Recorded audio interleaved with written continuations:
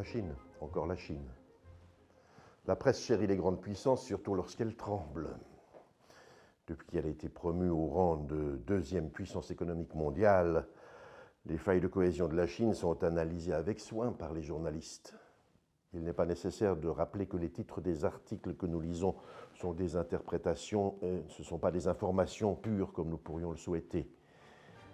Le parchemin original du texte anglais de la Magna Carta de 1215 devait être exposé dans plusieurs centres urbains chinois. Ce document parcourt de grandes villes comme Pékin, Shanghai et Canton.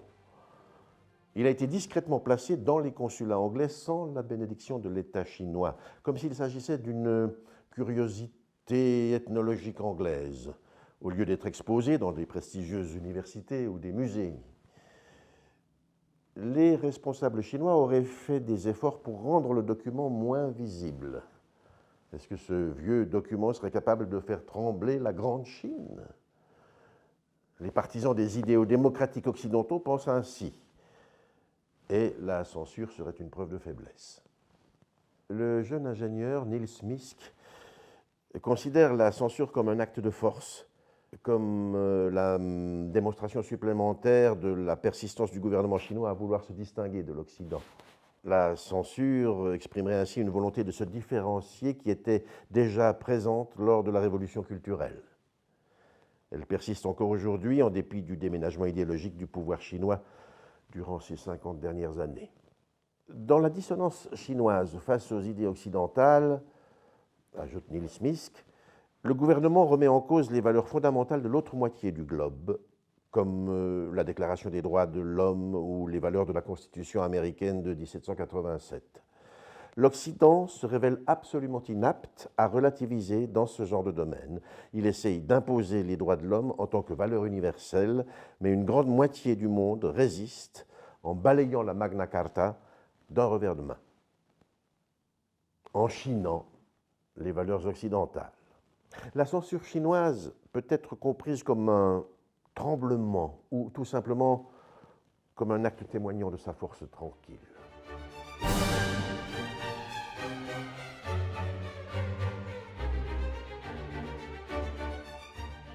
La censure survient comme un signe de peur de la part du censeur. Lorsque c'est aux parents de juger, ils peuvent appréhender que leur enfant soit exposé à des informations, films ou photos nuisibles. Mon ami Shinzo Hamaguchi rapporte sur un ton exaspéré que ces enfants qui cherchaient sur l'ordinateur des photos de chatons ont tapé le mot « chatte ». Ils sont naturellement tombés sur un site porno avec des photos de sexe explicite. Paniqués, ils ont voulu supprimer, éteindre ces visions, mais plus ils essayaient de faire disparaître les images, plus les pénis et les vagins géants se multipliaient devant leurs yeux terrorisés. Le fils cadet s'est mis à hurler en demandant à son père de venir trouver une solution. Ce dernier a informé le SPJ qui a simplement recommandé des filtres informatiques. La censure familiale de Shinzo s'appuie sur ce qu'il considère comme la molle censure de l'État, d'un État invisible et impersonnel qui pourtant existe à travers les cerveaux humains qui élaborent les programmes de censure.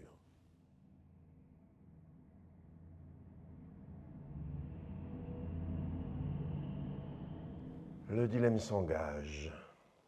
L'action contre le racisme et la ségrégation était une valeur importante dans l'Euro-Amérique de l'après-guerre. J'intercale ici quelques mots afin de signaler que ce paragraphe a été écrit en novembre 2015, une année avant le début de l'ère trumpienne, où le racisme et la ségrégation ont repris leurs lettres de noblesse. Pas de ségrégation, à l'exception des terroristes qui doivent être isolés. Les terroristes mis à part, la prison est leur destin le plus fréquent. Les terroristes avérés et les terroristes potentiels sont neutralisés dans la mesure du possible. Repérer les terroristes potentiels devient une science exacte. Pas trop. La collectivité réfrène ses élans à pointer du doigt l'ensemble des musulmans. Étant donné que le terrorisme actuel en Europe se fait au nom de l'islam, les terroristes potentiels se trouvent dans la vaste communauté musulmane. Pour ne pas prendre la partie pour le tout, un effort constant d'autocritique est requis. Un épisode m'a été raconté, celui d'un Parisien qui a décrit avec humour sur Facebook son malaise dans le métro lorsqu'il a vu une femme voilée et qu'il a scruté du coin de l'œil chacun de ses mouvements comme s'il s'attendait à ce qu'une grenade ou une kalachnikov soit cachée quelque part. Une partie du réseau social s'est montrée scandalisée par ce type de fantasme. L'autre section du réseau affirmait qu'il s'agit bien d'un fantasme collectif et que chaque Parisien se demande comment distinguer un musulman d'un terroriste. L'attentat de San Bernardino n'a pas arrangé le malaise. Cette attaque a eu lieu en Californie le 2 décembre 2015, juste après les attentats du 13 novembre à Paris. Les auteurs l'ont fait au nom de Daesh. Suite à cette atteinte à la sécurité, Donald Trump a défendu l'idée d'interdire l'accueil des musulmans aux États-Unis, ce qui à l'époque choquait encore un pays issu du melting pot. Mais pourtant, son affirmation provocatrice a réjoui ses électeurs qui se sont avérés nombreux.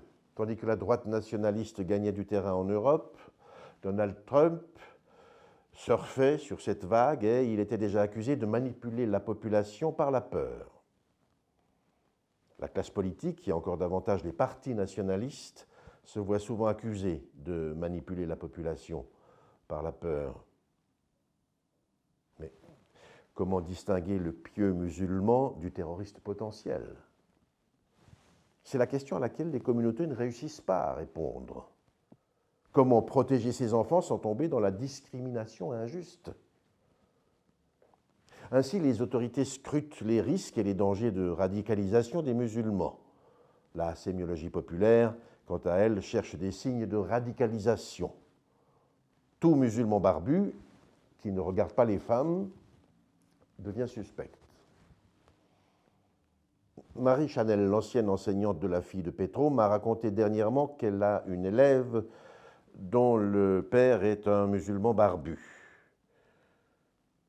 Son élève est issu d'une fratrie de 6 ou 7 frères et sœurs, et son père fait le lien entre la maison et l'école, tandis que la mère reste invisible.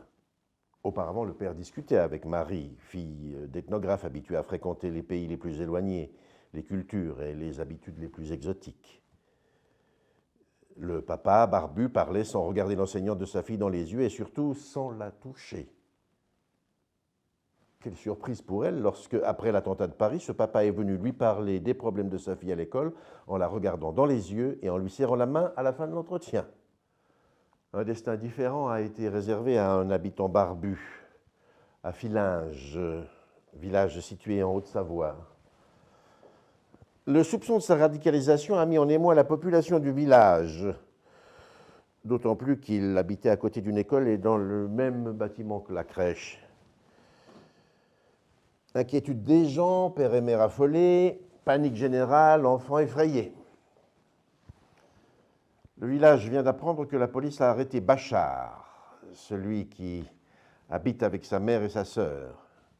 Les signes ont été repérés. Il ne se rase pas, il porte une djellaba.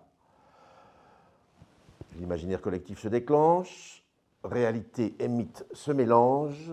Il aurait un drapeau de Daesh dans sa chambre, il regarderait des vidéos de massacres en Syrie, il pourrait faire péter l'école ou la crèche. La routine du village a été perturbée par des gendarmes en gilet pare-balles, mitrailleuses à la main, barrages sur la route, comme une unité d'élite de films américains. Ils ont investi l'immeuble éclairé par des torches de lumière et soutenu par des commandos qui escaladent les murs, à l'image de Spider-Man. L'homme est en prison. Cet apparat pourrait avoir pour but de surprendre les complices fortement armés, comme lors de l'assaut à Saint-Denis, à Paris, quelques jours après le 13 novembre. Ou alors, ce serait pour rassurer, impressionner et divertir de surcroît la population locale qui observe de ses yeux perplexes des scènes de combat plus réalistes qu'au cinéma. Pas de complice dans l'appartement, pas de bombe. Juste une maman abasourdie et sa fille terrifiée. Pas de projectiles, pas de bazooka et encore moins d'armes chimiques. Juste un drapeau de Daesh un disque dur externe et 2 carabines à air comprimé qui ne tirent que du plomb. L'instauration de l'état d'urgence à Paris a été suivie par l'état de panique à filage. Le secret lié aux investigations stimule la diffusion de vérités mythiques. La mère du barbu serait une brave femme, mais lui, il ne serre même pas la main d'une femme. Ce serait un faux calme et un vrai sanguin. Il invite les jeunes et leur montre des vidéos de propagande islamique. Les vidéos trouvées chez lui montrent ce que tous craignaient. Des films macabres avec des actes de guerre, des meurtres, des tortures. Bachar, quant à lui, craignait la saisie de ces informations. La situation s'envenime avec sa remise en liberté. Le loup revient dans la bergerie, raison pour laquelle tant de gens se rebiffent contre les droits civiques lors de ces moments de panique collective. Des gendarmes armés sont positionnés devant l'école. Affolés, quelques parents empêchent les enfants d'aller au cours. L'angoisse étant une maladie contagieuse, les enfants demandent si le terroriste viendra au collège avec des fusils. Au village d'à côté, on signale à la police qu'il y a un jeune qui ne se rase pas. La gentille maman devient une menteuse selon un autre habitant. L'angoisse crée le soupçon et un début d'attitude persécutrice envers les suspects qui ont peur à leur tour de la foule en panique. La mère musulmane essaie de convaincre les autres que sa fille et elle sont des gens bien. L'antistigmatisation devient une valeur désuète. Le maire affirme que Bachar est un jeune qui a déconné du bocal et déliré dans sa petite piaule. La police annonce que le candidat au terrorisme pourrait être obligé de changer de lieu d'habitation. Elle souhaite rétablir le calme dans les esprits du village. Inutilement. Les habitants rappellent que si la mère reste, il viendra la voir. Le préfet de Haute-Savoie demande à ce qu'on ne cède point à la psychose. Des perquisitions ont été menées à d'autres endroits en Haute-Savoie et aucune arme n'a été trouvée, juste de l'argent et de la drogue. Drogue et terrorisme semblent être déconnectés. Les êtres urbains et moins urbains en Euro-Amérique se sont adaptés au trafic de drogue qui est devenu un petit mal comparé à la menace terroriste. 2 imams de Genève et un prédicateur autoproclamé sont dans le collimateur de la justice. Certains signes sont considérés comme moins équivoques que d'autres. Un endoctrineur des jeunes est hautement suspect. La sémiologie populaire se développe parallèlement à la sémiologie de la police scientifique qui reste secrète. Un fossé se dresse entre les deux, entre l'approche raisonnée de la réalité et l'imaginaire qui cherche à s'ancrer dans des bouts de réalité. Ce qui délire existe partout, dans les grands centres urbains, dans les villages, dans les églises, chez les médecins, les avocats, les ingénieurs, les ouvriers, les pères, les mères, les enfants.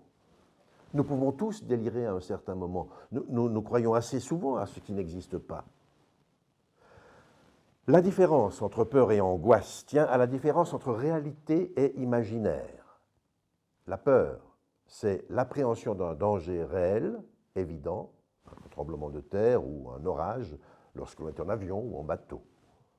L'angoisse, c'est l'anticipation d'un danger possible, mais pas immédiat, qui pourrait arriver ou pas. Or, la plupart de nos peurs concernant l'avenir s'avèrent être vaines. Plus elles sont lointaines et plus elles se révèlent être improbables. Nous ne pouvons distinguer la peur de l'angoisse que dans l'après-coup, lorsque l'on s'aperçoit que le danger était réel et qu'on l'a échappé belle, ou lorsqu'on rit d'avoir eu peur de quelque chose de complètement inoffensif. Un être délirant peut devenir dangereux dans la mesure où son angoisse peut lui faire croire qu'il est en danger et qu'il doit se défendre. L'angoisse crée la violence et la violence crée l'angoisse. Ainsi, le délirant qui se sent menacé devient une menace qui nous fait délirer. Celui qui délire et qui pense que son voisin le menace peut devenir agressif envers son voisin, tandis que l'observateur distant sourit de la scène. Le voisin ne rit pas. Actuellement, la civilisation occidentale est devenue allergique au terrorisme islamique. Celui qui délire et qui se prend pour Napoléon est bien toléré. Celui qui se croit persécuté par son environnement, son patron, sa famille, par les francs-maçons, par le poison présent dans toute nourriture, reste un danger circonscrit pour les autres. Mais actuellement, les délires religieux sont malvenus. Les délires chrétiens créent un malaise. Le fait de se prendre pour Jésus-Christ, pour la Vierge Marie, ou encore de se mettre en communication avec Dieu, suscite un embarras plus grand que de se mettre en communication avec la télévision ou de se prendre pour Napoléon. Le délire islamique est devenu absolument insupportable.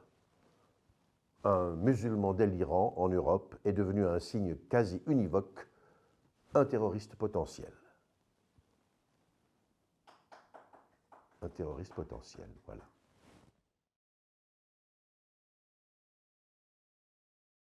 Un mois après l'attentat de Paris, je reçois des nouvelles de la part de ceux qui s'y sont aventurés. La surveillance omniprésente rassure et effraie simultanément. Shinzo Hamaguchi avait signalé, peu de temps après les attentats en Égypte, qu'il était allé faire une excursion sur le Nil. Et qu'en arrivant au Caire, il était tombé sur des policiers partout, armés de mitrailleuses et voitures blindées. Ce qui le sécurisait et l'intimidait. Cette fois-ci, c'est Zara Roberts, une enseignante amie de Marie Chanel, qui constate le nouvel état d'esprit parisien. Je suis allé à Paris et l'ambiance était très solidaire, mais tendue, avec des policiers partout qui regardaient nos sacs dans les grands magasins, ce qui était rassurant. Mais il y avait des lignes de métro interrompues soudainement et ils annonçaient des menaces de colis piégés. Du coup, je suis devenu phobique au métro. En rentrant, j'ai vu une pub sous la gare et ils ont fait un graffiti en disant « Daesh vous souhaite un joyeux Noël ». Ça fait chier qu'ils arrivent par la Libye et menacent l'ONU.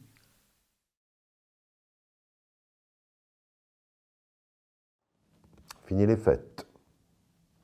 Le 4 janvier, la ville se réveille et reprend son quotidien et ses vieilles habitudes. Ceux qui ont décidé d'arrêter de fumer et de boire le 31 décembre reprennent la cigarette et le verre de vin suite à la reprise du travail. La gueule de bois du chef les a convaincus que l'abstinence serait un fardeau supplémentaire. D'autant plus que l'ex-mari recommence à les emmerder avec ses histoires de changement de programme pour les prochaines vacances des enfants. Pour ma part, je parcours le journal afin de mesurer l'équilibre entre les nouvelles inquiétantes et rassurantes. Je remarque que les journaux ont repris la suite des nouvelles là où elles se sont arrêtées avant la pause de Noël. Immigration, corruption, guerre froide, censure, guerre chaude, interethnique et technologie et éthique.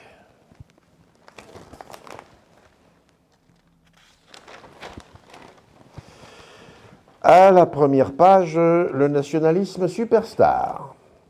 La genevoise Céline Amoudru, du Parti nationaliste, refuse de distinguer les étrangers nés en Suisse et les autres.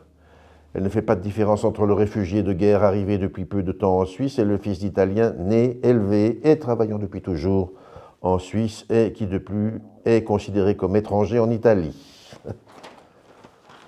Selon elle, on est suisse ou on ne l'est pas.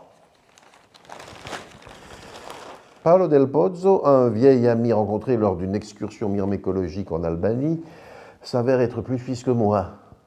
En termes de personnalité, de goût, d'intérêt et de connaissance du coin, il n'a pas de nationalité. Blessé, il ne demandera pas sa naturalisation. La formation de l'identité est déterminée par deux composants, l'identification centrifuge, celle qui vient de l'intérieur, et l'identification centripète, celle qui vient des autres. À la troisième page, j'apprends que Sepp Blatter a été suspendu pour 8 ans fin décembre par la commission d'éthique de la FIFA. Les commissions d'éthique font la police interne dans les institutions et gagnent un espace important de pouvoir politique pour le grand plaisir de Marie Miraflores. Elle ajoute tant que les commissions d'éthique ne sont pas corrompues à leur tour. Voyons la page 4. Politique internationale. Danger d'escalade entre Téhéran et Riyad. Les sunnites et les chiites ne rassurent pas leurs voisins occidentaux. À la même page, je découvre que plus loin vers l'Orient, les animateurs d'une librairie à Hong Kong diffusaient des livres critiques sur le Parti communiste. Ils ont été arrêtés par la police chinoise. Notre police antiterroriste nous rassure, la police des autres nous inquiète. L'action de dissuasion de la police a des conséquences à double tranchant. La page suivante nous ramène au Moyen-Orient, et cette fois-ci dans la guerre entre voisins qui sévit entre juifs extrémistes et palestiniens. La mort d'un bébé brûlé vif et celle de ses deux parents dans un incendie criminel avaient choqué les Palestiniens et joué un grand rôle dans le déclenchement de l'intifada des couteaux. L'information du sacrilège nous arrive du fait que le voisin s'attaque à l'enfant, valeur suprême quasi universelle. La sacralisation décroissante de l'enfant, ensuite de la femme et finalement de l'homme en âge de faire la guerre, semble traverser l'espace et le temps et ne résiste pas aux demandes d'égalité homme-femme. Le voisin qui touche aux symboles les plus chéris déclenche une haine et un désir de vengeance plus puissant. La justice tente de temporiser. Toujours à la même page, on se rapproche géographiquement et la tension entre voisins se déplace entre l'Union européenne et la Pologne. L'Union européenne se sent menacée par la Pologne, ou plutôt l'Union européenne menace la Pologne avec une procédure nommée « outil d'alerte précoce ». L'Europe se tient sur ses gardes car elle juge que l'état de droit au sein de l'un de ses États membres est menacé après le vote d'une loi controversée sur les médias publics. La menace qui assombrit l'Union européenne est plus subtile que la menace qui pèse sur les Palestiniens. Selon l'ex-mari de Mary Miraflores, Shinzo Hamaguchi, l'Europe occidentale souhaite imposer sa façon de diriger à ses voisins qui ne se comportent pas comme il faut. Elle veut leur infliger leur liberté. Je ne réussis pas à quitter la 5e page de ce journal car elle annonce aussi une agression qui me fait réfléchir. Attaque islamiste en Inde. Je me demande quelle est la différence entre une attaque et une menace. Une attaque, ce n'est pas angoissant, car c'est le malheur que l'angoisse devait nous faire éviter. L'attaque déclenche la peur, non l'angoisse. La différence entre une attaque verbale menaçante et une attaque physique se révèle être fragile. Mon raisonnement pharmacologique dirait qu'il s'agit d'une différence de dose. La difficulté réside dans le calcul de la dose. Tournons finalement la page. La neige fait enfin son retour. 20 cm sont tombés sur l'ouest des Alpes. Il a fallu attendre le mois de janvier pour voir des chutes de neige qui devraient se poursuivre. En ce temps, on aime le froid, le mauvais temps rassure. À Budapest, il fait -7, à Berlin, -20, tout va bien. Et on oublie un peu les menaces écologiques, jusqu'à la prochaine alerte. La page 9 nous rappelle l'éthique. Le Fairphone 2, téléphone éthique, a tout pour plaire.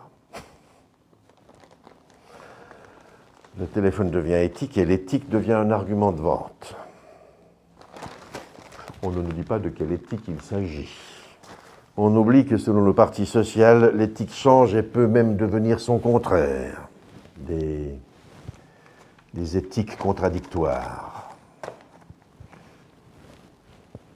Les temps font que le mot éthique est devenu synonyme d'éthique écologique.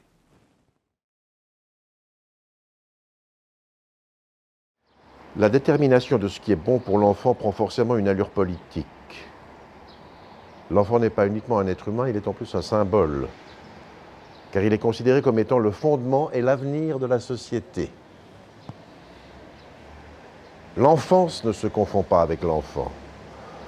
Les événements de l'enfance sont jugés prédéterminants dans la vie d'adulte.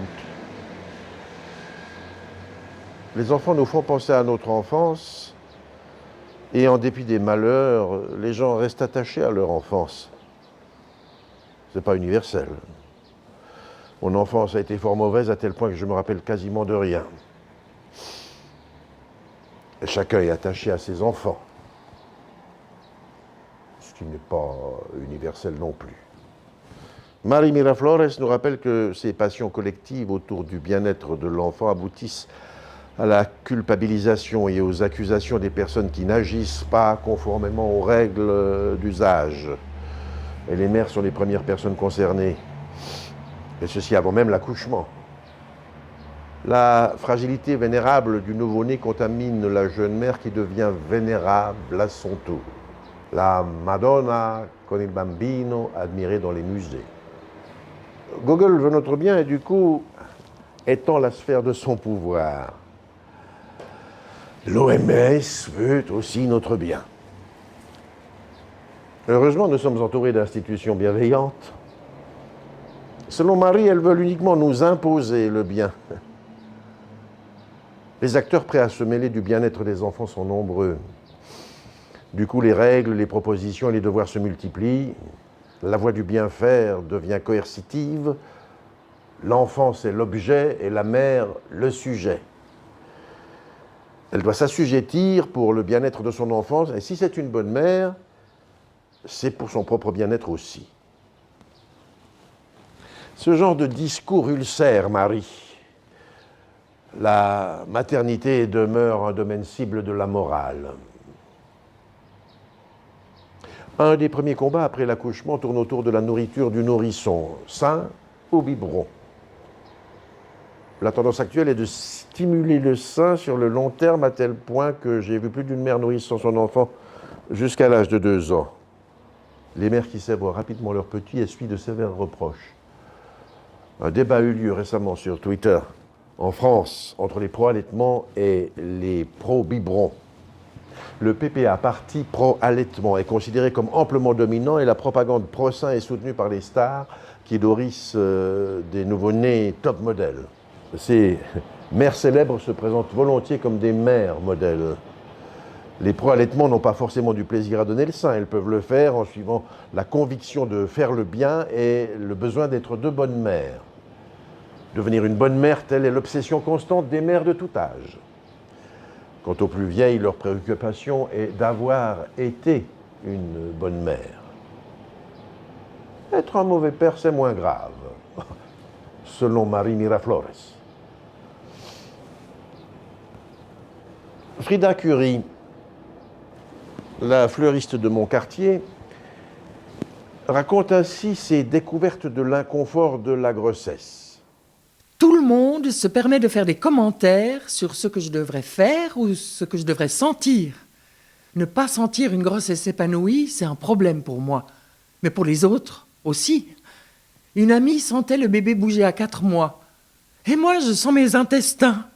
C'est presque comme si j'étais une mauvaise mère. Ne pas faire de yoga prénatal, c'est mal vu. Je devrais attendre mon bébé de forme fantastique, comme une fleur. J'ai pas imaginé que ce serait aussi pénible, une grossesse. Marie Miraflores se montre d'accord avec les féministes qui affirment que la libération de la femme viendra uniquement avec l'utérus artificiel, la couveuse complète. Ce qui fait bondir quelques bonnes mères. La communauté médicale, à travers la prestigieuse revue britannique The Lancet, dit que le sein pourrait sauver des centaines de milliers de bébés tous les ans. L'OMS et son armée bureaucratique décrit la série de bienfaits de la poursuite de cette mammifération humaine. Moins d'obésité, plus d'intelligence, moins de morts subites. La prévention d'horreurs telles que l'obésité, la mort et la débilité se trouve dans l'allaitement.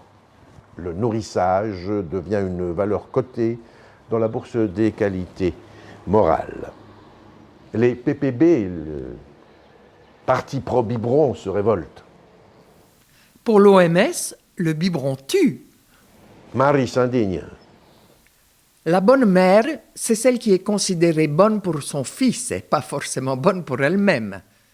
C'est la mère qui a des gerçures au sein, douleur au mamelon, qui est fatiguée, épuisée et qui ne dort pas bien.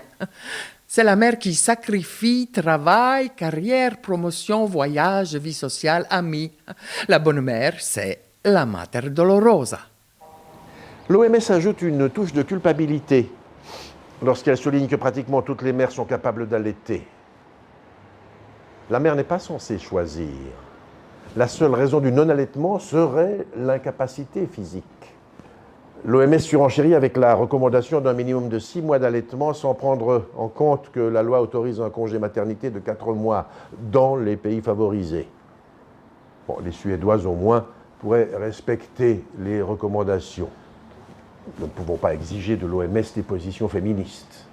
Le dilemme des acteurs du champ de la santé, c'est que la santé est un idéal qui produit des idéaux, ce qui transforme ces mêmes acteurs en gardiens et producteurs de la morale.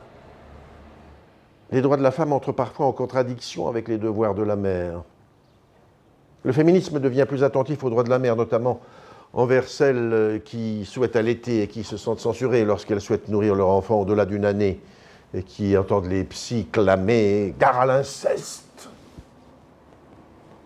Les images de seins doivent être abolies des réseaux sociaux politiquement corrects comme Facebook. Les femmes se divisent lorsque surgit une pression qui leur impose une pratique unique et universelle.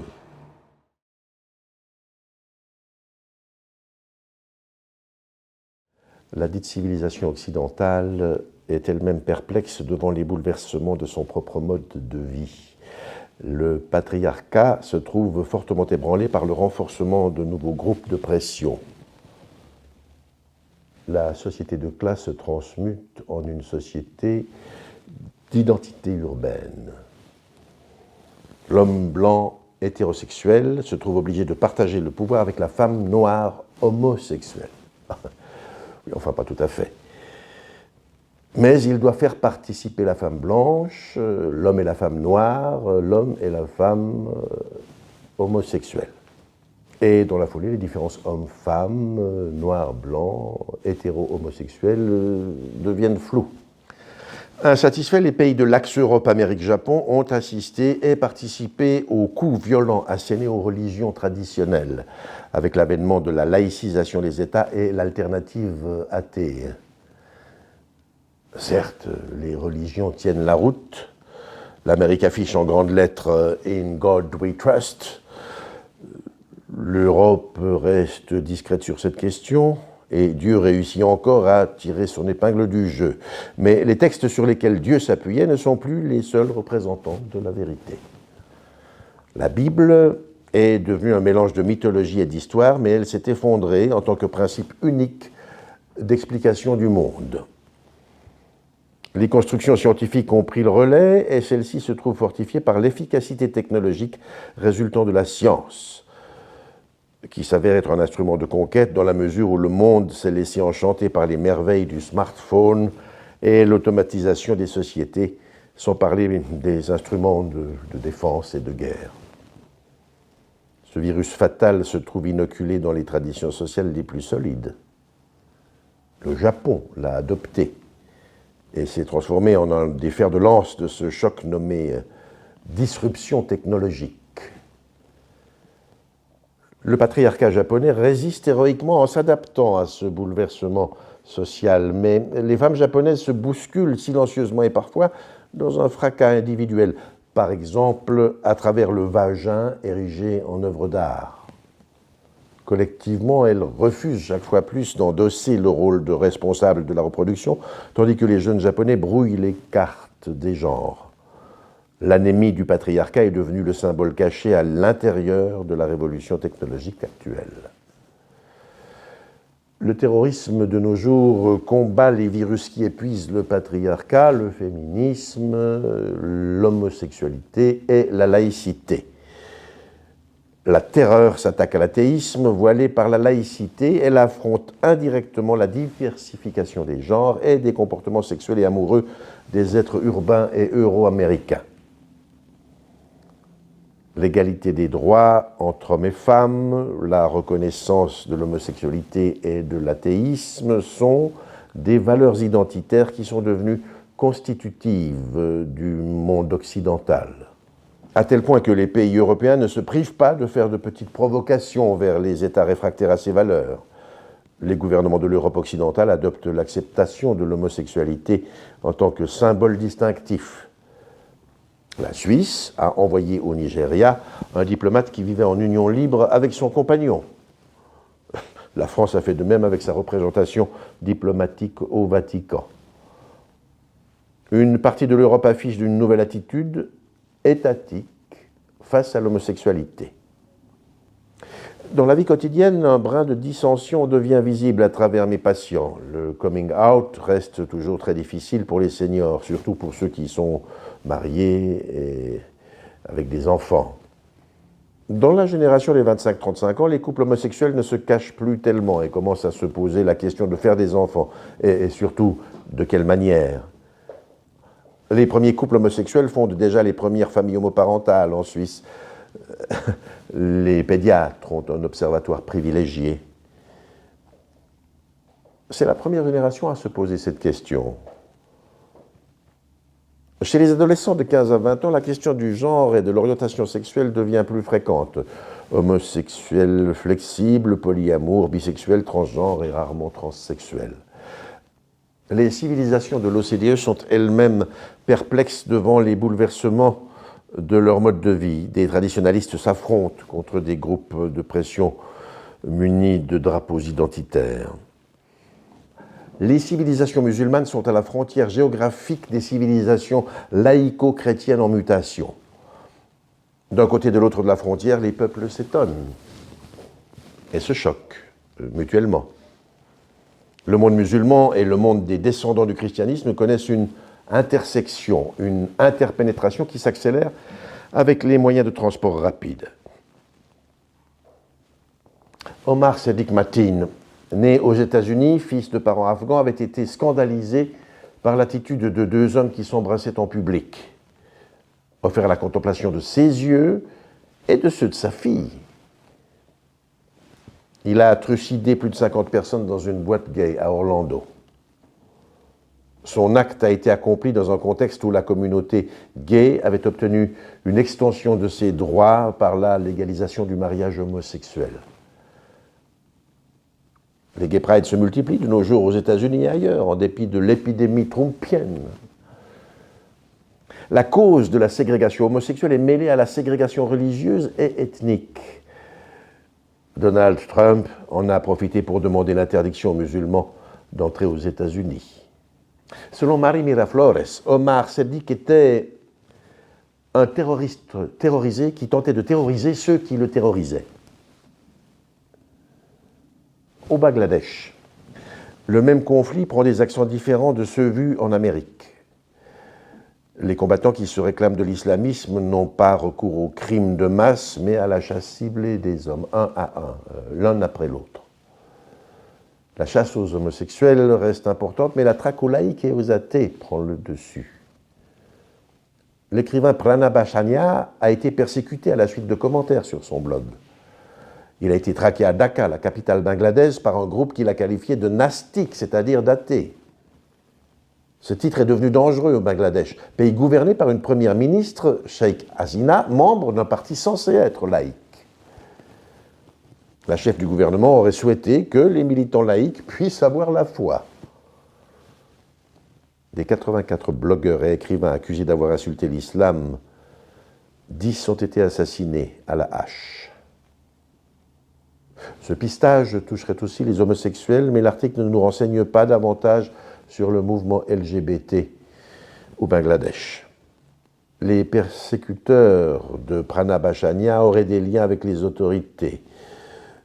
La police ne protège pas les intellectuels harcelés qui se trouvent ainsi obligés de chercher refuge à l'étranger. Dans ces guerres idéologiques, le poids de la position de la police et du gouvernement devient un signe de valeur dominante de la région. Aujourd'hui, en Amérique, un homme tue un groupe. Au Bangladesh, un groupe tue un homme, puis un autre, et ainsi de suite. Pour l'instant, les homosexuels et les athées n'ont pas encore eu recours aux armes. Les violences de Cologne durant la nuit du 31 décembre au 1er janvier 2016 représentent un autre cas de figure autour du même sujet, lié à l'incertitude du patriarcat. Ce sont les pays de culture germanique où la baisse des valeurs patriarcales devient la plus avancée. Une amie péruvienne de Marie, installée en Suisse romande, pensait s'établir avec sa famille au nord de l'Allemagne, ou mieux en Scandinavie, où la situation des femmes était plus confortable, disait-elle, que sur les terres francophones. Les droits des femmes y ont une telle considération que son ami disait que l'Allemagne n'est pas un patriarcat. Ce n'est pas l'avis de Marie Miraflores, ni de toutes les féministes allemandes qui se sont prononcées à la suite des violences de Cologne. Les attitudes masculines des siècles précédents semblent perdurer dans leur vie quotidienne. Pour rappel, le cauchemar du Nouvel An de Cologne avait des groupes d'hommes agressifs encercler des femmes pour leur faire subir attouchements et insultes. L'interprétation de l'attaque s'est complexifiée lorsque les femmes ont affirmé que la majorité des hommes étaient d'origine nord-africaine, ce qui a été confirmé par la police. Les jeunes hommes en provenance de pays musulmans se sont retrouvés sur la touche. Jeunes, hommes, musulmans, immigrés. Voici une combinaison de 4 traits distinctifs d'un seul groupe. La question de l'âge n'a pas été retenue ni par les journalistes, ni par les féministes cités. Le mélange du genre, de la culture et de l'immigration a rendu l'affaire explosive. La politique migratoire d'ouverture du gouvernement allemand, fermement défendue par Angela Merkel et fortement attaquée par les nationalistes, a été pointée du doigt de façon plus véhémente en raison de l'événement de Cologne. Les journaux ont privilégié l'aspect du conflit de genre et la division au sein du mouvement féministe. La voix a été donnée aux féministes et aux femmes qui se montraient partagées quant à l'importance donnée à l'origine ethnique des agresseurs. D'autant plus que ce signe distinctif a rapidement été utilisé par les nationalistes traditionnels défenseurs des valeurs patriarcales. Certains blogs féministes ont insisté sur la violence contre les femmes, la violence cachée dans la vie quotidienne. Elles ont relevé que le harcèlement sexuel précédait la vague migratoire. Elles ont placé le racisme et la violence sexuelle sur le même plan. Elles ont dénoncé les agressions passées sous silence dans la très germanique Oktoberfest. Elles ont relevé l'étendue des structures patriarcales allemandes.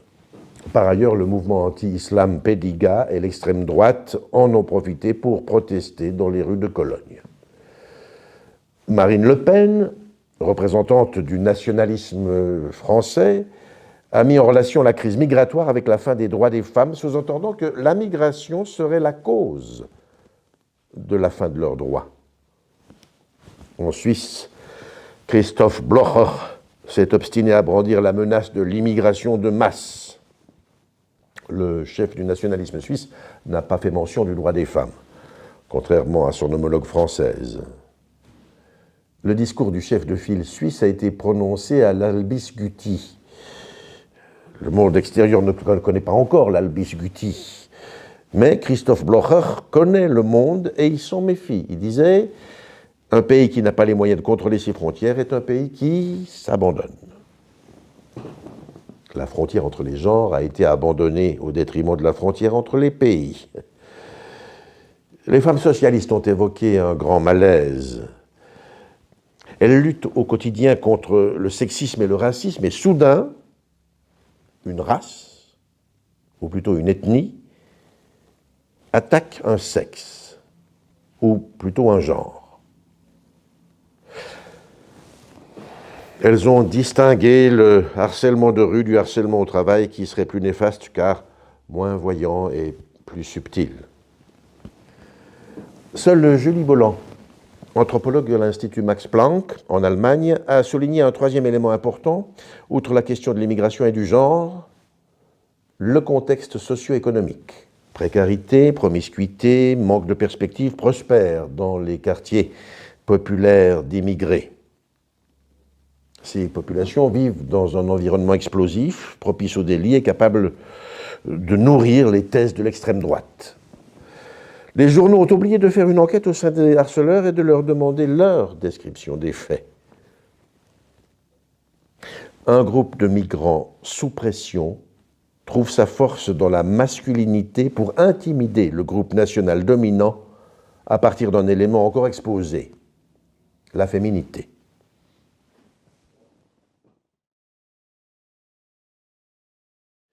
La lutte antiterroriste compte parmi les attributions principales du FBI. Les autres missions du service de renseignement américain sont l'offensive contre la criminalité informatique, les délits financiers et le contre-espionnage qui se distingue à peine de l'espionnage. Le FBI constitue un instrument crucial de l'appareil d'État responsable des informations de base nécessaires à la sécurité. En Amérique, nous constatons l'existence d'une guerre autour de la possession des informations entre d'un côté le FBI, représentant de l'État, et de l'autre les néo-méga-entreprises issues du bouleversement digital. Suite au conflit avec Apple, s'ensuit un tour de force entre WhatsApp, entreprise appartenant à Facebook. Il serait exagéré de dire que le FBI s'alarme. Pourtant, c'est ce que je lis sur la première page du journal posé sur ma table. L'affect qui affecte le FBI se trouve corrigé à la page 13 qui annonce que le chiffrement de WhatsApp irrite le FBI. Nous glissons de l'alarme à l'irritation. Affirmer qu'une institution a des affects s'apparente à un exercice anthropomorphique. Pourtant, il ne s'agit pas d'une métaphore, car les institutions sont dirigées par des humains pleinement identifiés avec les sigles qu'ils incarnent. Ainsi avance le débat sur le chiffrement qui introduit un système de sécurité dans les communications patronnées par l'entreprise privée. Cette communication secrète de la part des usagers provoque la réaction de plusieurs acteurs. Le FBI, la surveillance de la NSA, les avocats de la sécurité de la population face à la menace extrémiste. Sécurité contre sécurité. Les opposants font un duel au nom de la sécurité, deux types de sécurité différentes, voire contradictoires. Les deux secteurs parlent au nom du public et de la sécurité publique. L'État brandit le drapeau des victimes du terrorisme, tandis que les entreprises du secteur privé défendent la vie privée. Et le public? Que veut le public? Il réclame le cirque et le pain, mais il revendique tout autant la sécurité. La sécurité d'aller au cirque sans se faire exploser. Et la masse souhaite aussi l'anonymat. Marc Duchamp, un infirmier que j'ai connu lorsque j'ai travaillé au CHUV, est allé au salon de l'érotisme à Genève avec sa copine. Non sans hésiter, car il est impossible d'aller sans hésitation à une manifestation publique d'érotisme. En arrivant, il y a rencontré un patient. D'un sourire gêné, ils se sont salués. Il ajoutait avec un nouveau sourire, sous forme d'humour, « Nous ne nous sommes pas vus ici ». Le public aspire à garder un espace où il échappe aux contraintes sociales qui obligent les sujets à agir selon les comportements dictés par la politesse, la morale et la loi. Le public rêve de pouvoir dire des choses peu convenables à certaines personnes bien choisies, sans que ces dires soient relayés par des personnes non sélectionnées. Le public souhaite pouvoir tromper son conjoint, fantasmer une sexualité débridée, faire la connaissance de nouvelles drogues, dire du mal de son patron, de son collègue, de sa famille et de la famille de ses ennemis. Le public veut pouvoir acheter une arme pour se suicider en cas de besoin ou tuer l'autre s'il le souhaite. Mais le public ne prétend pas se faire exploser avant l'heure. Zaha Roberts, que j'ai déjà présenté et qui est âgée d'à peine 45 ans, disait qu'elle garderait de l'argent pour pouvoir mourir en payant dignitas en cas de besoin. Mais pour l'instant, elle préfère dépenser son argent pour s'amuser. À force de se consumer en discothèque, elle risque de ne pas avoir d'argent pour expirer lorsque le moment sera venu. Maîtriser la mort reste un rêve moyennement réalisable. Le public est anarchiste. Il endure l'État, mais réclame l'État lorsque le danger s'approche. Les secteurs publics et privés parlent au nom du public et n'entendent pas ce que dit la foule à propos du bras de fer entre WhatsApp et le FBI NSA.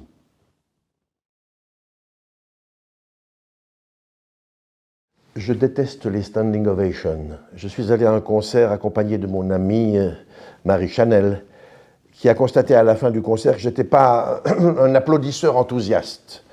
Et même si je lui avais affirmé avoir bien apprécié la musique. Le rituel des félicitations ne m'enchante guère. Mais c'est pire encore avec la standing ovation, où quelques imbéciles se lèvent en applaudissant, souvent pour des questions morales sous-jacentes et indépendantes de la qualité artistique ou scientifique de celui qui occupe la scène. Les moutons qui se trouvent à côté singent les meneurs et je me trouve seul, assis, sans applaudir. Je me décide à battre mollement des mains, ce qui reflète plutôt mon opposition à la foule que mon avis sur la prestation de l'artiste. Ces mouvements de masse me gênent, mais l'ennui ne m'empêche pas d'adhérer au mouvement collectif, parfois sans même m'en rendre compte. De toutes les passions collectives, l'angoisse est devenue le thème de mes écrits, mais la haine mériterait plus d'attention que je ne lui porte. Mais comme les écrits sur la haine collective sont nombreux, je me détourne de ce mouvement collectif. À tort. Je me rappelle que lorsque j'étais à peine pubère, j'ai été témoin à Lima du pré-lynchage d'un adolescent ayant le profil d'un ressortissant de favela. Il avait volé le sac à main d'une dame de classe moyenne, il s'était fait attraper. Chose rare, car j'ai été témoin d'autres vols où les adolescents partaient en courant, en slalomant avec une grande dextérité à travers les nombreuses voitures de l'artère principale de Lima. La multitude frappait et pré-torturait ce jeune avec une violence qui ne cesse de me frapper encore aujourd'hui. En Euramérique, les haines se virtualisent grâce à Internet et à la primauté des principes démocratiques. Oh, les néologismes barbares sont nombreux. Bashing, mobbing, happy slapping, racket, stalking, gaslighting, cyberbullying. Ces expressions de passion collective sont l'antithèse de la standing ovation. Les haters se succèdent les uns aux autres pour clouer quelqu'un au pilori de manière virtuelle et violente. Insultes virulentes, messages brutaux, critiques injustes, reproches personnels et déplacés. Les internautes se déchaînent dans le plaisir d'attaquer le journaliste, l'écrivain, le chanteur. Démocratie oblige. Le consommateur est roi. Celui qui s'expose se trouve évalué par une masse de gens qui ne se privent pas de décharger les instincts les plus furieux sur celui qui se fait huer.